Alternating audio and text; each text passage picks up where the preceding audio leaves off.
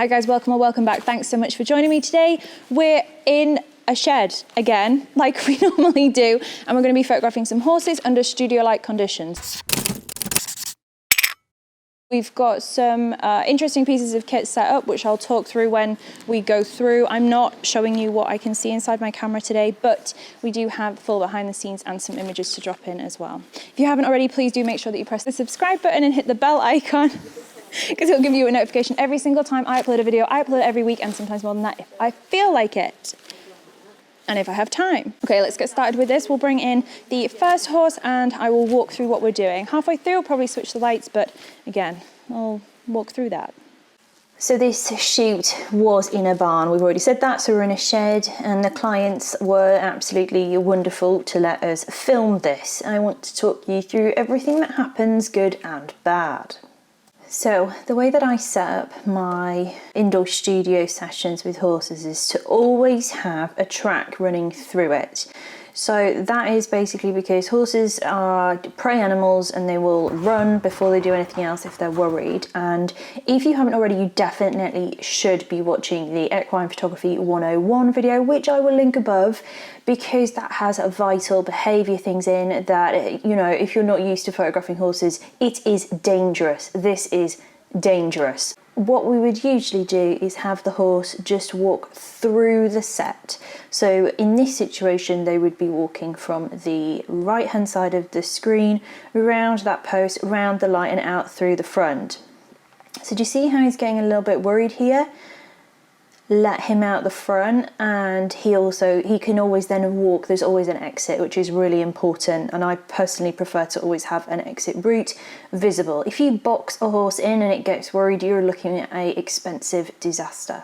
You can see the setup in this video. We have a very, very large 165 centimetre reflective umbrella, and that's up on the boom arm to give me a little bit of more central lighting, because that's what I preferred for this. We have a additional softbox to the left.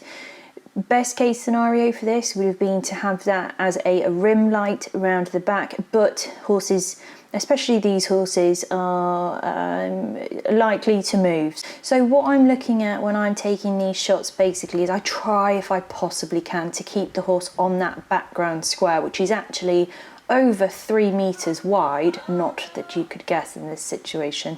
Really, it's good to have it pinned or pressed or taped up against the back of something. That was not an option in this location.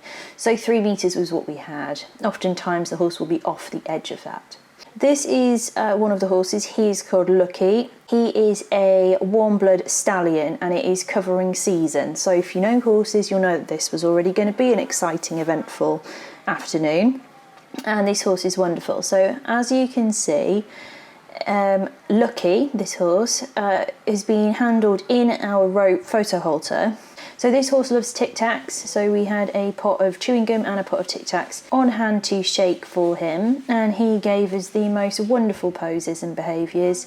I'm making sure that I'm using my single point focus on the eye, just pretty much the same as we did in the how to shoot horses on a black background in natural light video.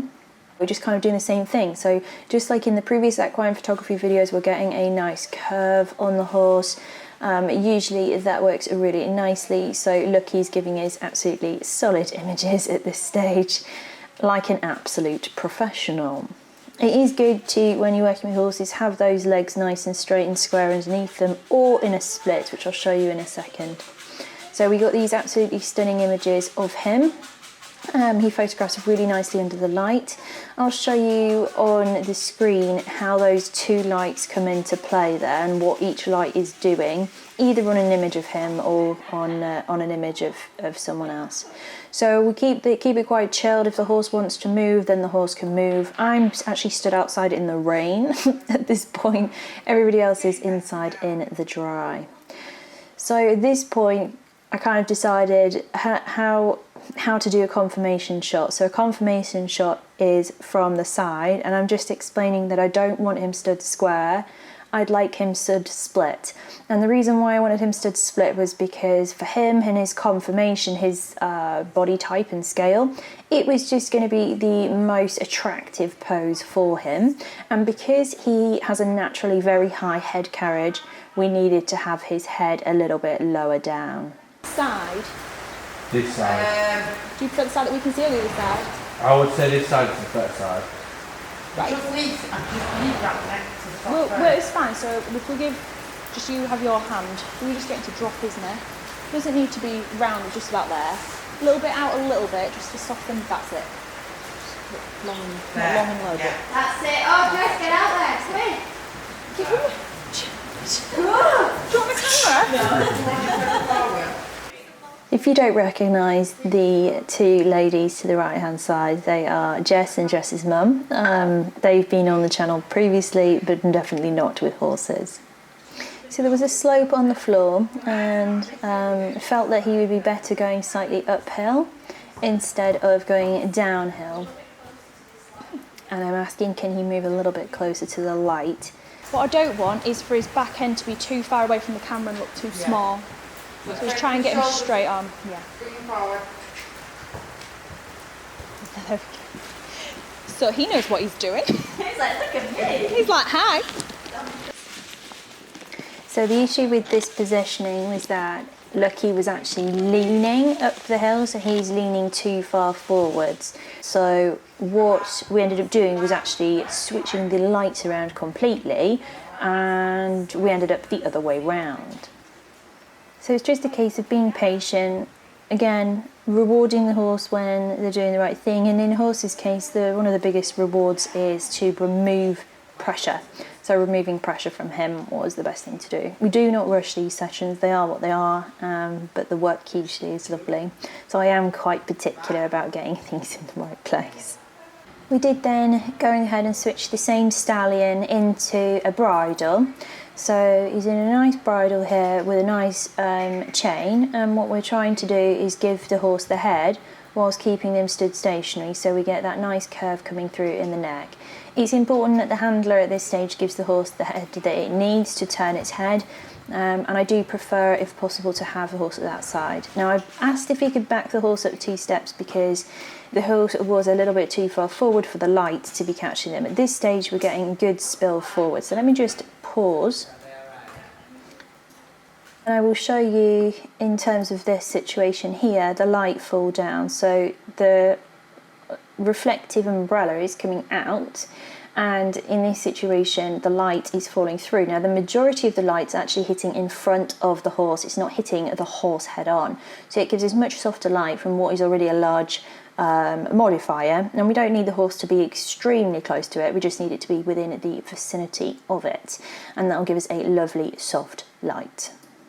We now have the main light, key light, on the left, upper left, and we have the, you're going to have to call it a fill light, on the right. Now the thing about the right is basically that we have got a big post there, and to follow on with the track theory, having an escape route, keeping that light in its exact position originally was impossible because it would be out in that track.